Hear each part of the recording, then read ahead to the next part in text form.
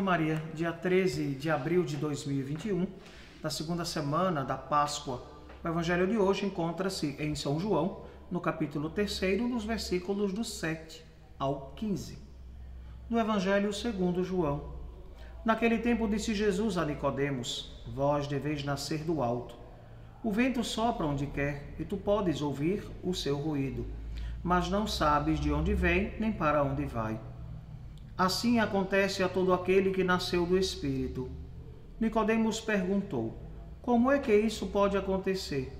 Respondeu Jesus: Tu és mestre em Israel, mas não sabes estas coisas? Em verdade te digo, nós falamos daquilo que sabemos e damos testemunho daquilo que temos visto, mas vós não aceitais o nosso testemunho. Se não acreditais quando vos falo das coisas da terra, como acreditareis se vos falar das coisas do céu? E ninguém subiu ao céu a não ser aquele que desceu do céu, o Filho do Homem. Do mesmo modo como Moisés levantou a serpente no deserto, assim é necessário que o Filho do Homem seja levantado, para que todos os que nele crerem tenham uma vida eterna. Palavra da salvação. Glória a vós, Senhor. Caríssimos, aqui, na perícope de hoje, vemos o finalzinho do evangelho de ontem, segunda-feira, e, claro, uma parte a mais. Então, a gente deixou justamente para a gente completar a homilia de ontem, hoje.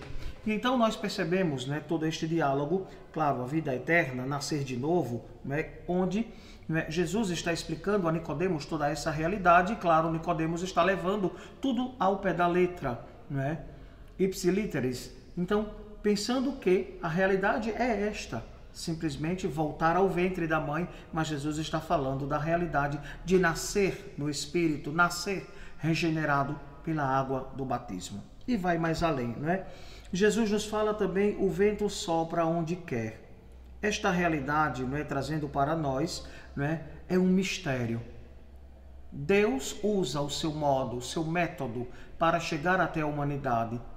Nós percebemos que a ação está acontecendo, mas nós não sabemos de onde saiu a ação de Deus. Por isso, o Espírito de Deus vai agindo.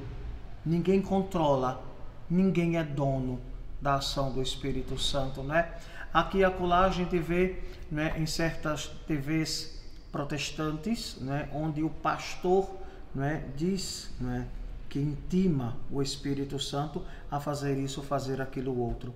O Espírito age onde quer, como quer e na hora que quer. Não está, limitado ao bel prazer de alguém, de forma alguma.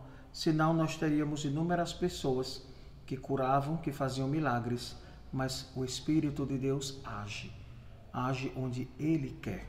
E claro, muitas vezes se combina antes para dizer que é ação do Espírito ou até mesmo alguma ação de demônios. Claro, na nossa Igreja Católica nós vamos vivenciando toda esta realidade, Temos que nascer do Espírito. E nascer do Espírito é a experiência batismal. Quando somos imersos nas águas do batismo, renascemos criaturas novas, filhos de Deus, herdeiros do céu. Depois Jesus chama até Nicodemos de mestre. Ele, sendo mestre de Israel, ele é incapaz de saber destas realidades. E Jesus diz: eu estou falando das coisas da terra. Imagine quando eu falar do céu. Aí é que não vão entender nada. E acima de tudo, Jesus fala do testemunho. Porque, claro, só quem veio do céu pode falar das coisas do céu. Então, por isso, o Filho de Deus encarna-se, assume a natureza humana para quê? Para ter propriedade, para falar da sua experiência como homem.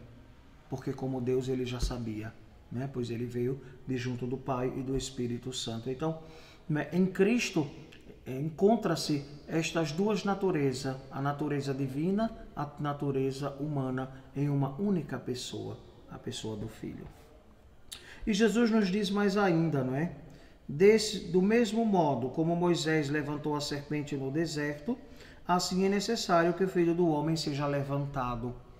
E a gente recorda desta figura do deserto, quando, está lá no livro do Levítico, no capítulo 12, né? Quando Moisés levanta a serpente, os que foram mordidos pela serpente, né? E estavam morrendo, mas olhavam para a serpente, né? No bastão de Moisés, no cajado, ficavam curadas. E não eram porque estavam idolatrando, adorando a serpente de bronze. Não, era um mandato do Senhor. Olhar para a serpente de bronze, que foi Deus que mandou fazer a imagem da serpente. E lembremos a serpente, né, que seduziu Adão e Eva ao pecado. Esta serpente agora como sinal de salvação, como sinal. Não era um Deus, não. E como nós católicos temos as imagens dos santos, a imagem do próprio Cristo Jesus, a imagem de Nossa Senhora, não é? Então, nós, não é, temos, e interessante, né, quando nós olhamos para a imagem do Cristo, o Cristo é imagem do Deus visível. Né? Está lá nas Escrituras, no Novo Testamento.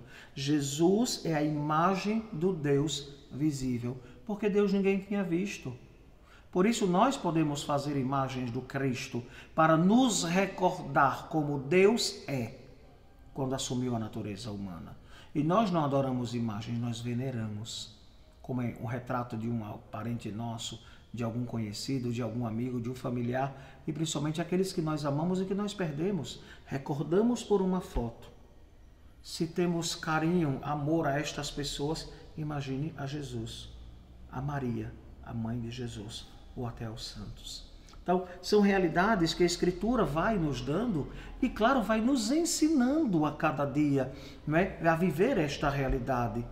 Cristo foi levantado no madeiro da cruz. E ele disse, né, que nos atrairia quando o Filho do Homem for levantado, como o próprio Moisés levantou a serpente no deserto, para que todos os que nele crerem tenham a vida eterna. A vida eterna nos é dada também por crermos no Cristo. Claro, nós já recebemos no batismo este dom, esta graça que Deus nos concedeu, mas claro, à medida que vamos tendo a maturidade, o conhecimento na palavra, o conhecimento pela intimidade com Deus, nós vamos continuar merecendo. Então, crer que Jesus é Deus, que Jesus padeceu, morreu e ressuscitou no terceiro dia, nos dá a garantia da vida eterna. Então supliquemos, caríssimos, a nosso Senhor que a cada dia Ele nos dê a graça e a força do Espírito Santo para seguirmos a nossa jornada, crendo no Cristo crucificado, que um dia nos levará a gozar das alegrias eternas no céu. Que assim seja. Amém. O Senhor esteja convosco, Ele está no meio de nós. Abençoe-vos o Deus Todo-Poderoso, Pai, Filho e Espírito Santo. Amém.